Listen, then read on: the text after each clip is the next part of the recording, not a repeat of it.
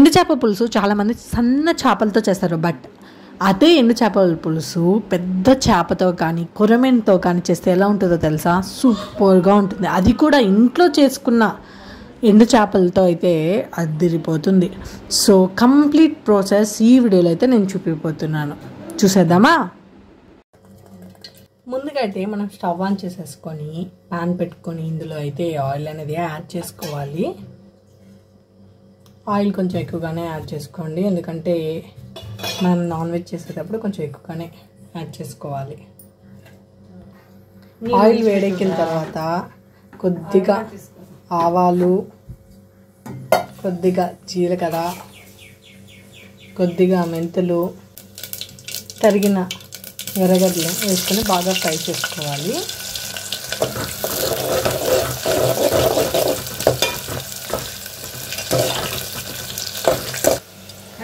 So ఇది చూడండి friends, ఇదైతే మేము నార్మల్గా సండే ఫిష్ తెచ్చుకుంటాం కదా, అప్పుడు కట్ చేసి ఇలా ఎండేసుకున్నాము. ఉప్పు కారం పట్టించేసి పసుపు ఇలా పట్టించేసి ఎండేసుకున్నాము. జస్ట్ 3 daysలో ఎండిపోయింది. సో వీటితో ఇప్పుడు కర్రీ అనమాట. ఆనియన్స్ బాగా ఫ్రై అయిన తర్వాత కరివేపాకు వేసుకొని ఫ్రై చేసుకోవాలి. ఇప్పుడు ఆనియన్స్ బాగా ఫ్రై అయిన తర్వాత టమాటాస్ని వేసుకోవాలి. కొద్దిగా ఉప్పు వేసుకొని బాగా గుజ్జు గుజ్జుగా అయ్యేంత వరకు మనము టమాటాస్ని బాగా ఫ్రై చేసుకోవాలి.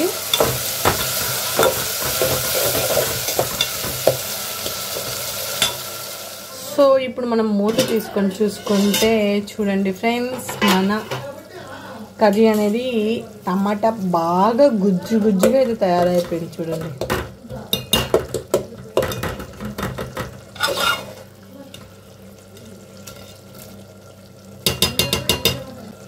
కొద్దిగా పసుపు, టేస్ట్కి సరిపడంత కారం,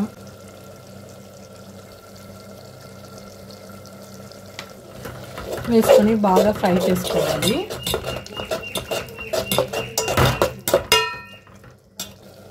కొద్దిగా చింతపండు రసం వేసుకోవాలి పులుపుకి తగ్గట్టు. ఆల్రెడీ మనం టమాటాస్ని యాడ్ చేసుకుంటాం కదా, సో దాన్ని బట్టి చూసుకొని మనము చింతపండు రసంని యాడ్ చేసుకోవాలి.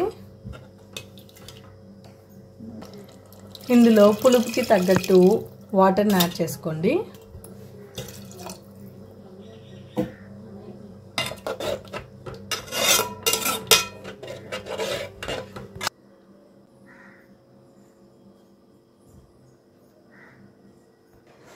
ఇవి వచ్చి హోమ్ మేడ్ డ్రై ఫిష్ అనమాట. ఇది వచ్చి బయట కొన్నాము, కొరమేను డ్రై ఫిష్.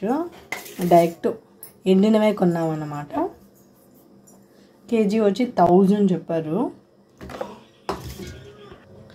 సో ఇప్పుడు మనం చింతపండు పులుసు యాడ్ చేసుకున్నాం కదా, ఇప్పుడు ఈ ఫిష్ని అయితే యాడ్ చేసేసుకోవాలి.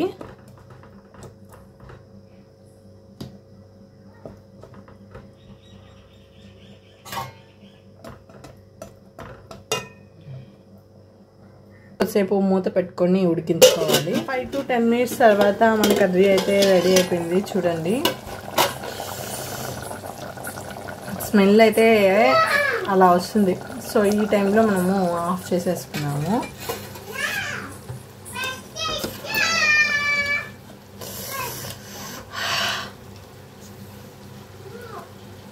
అంతే ఫ్రెండ్స్, ఫిష్ కర్రీ రెడీ అయిపోయింది. Thanks for watching. Bye bye.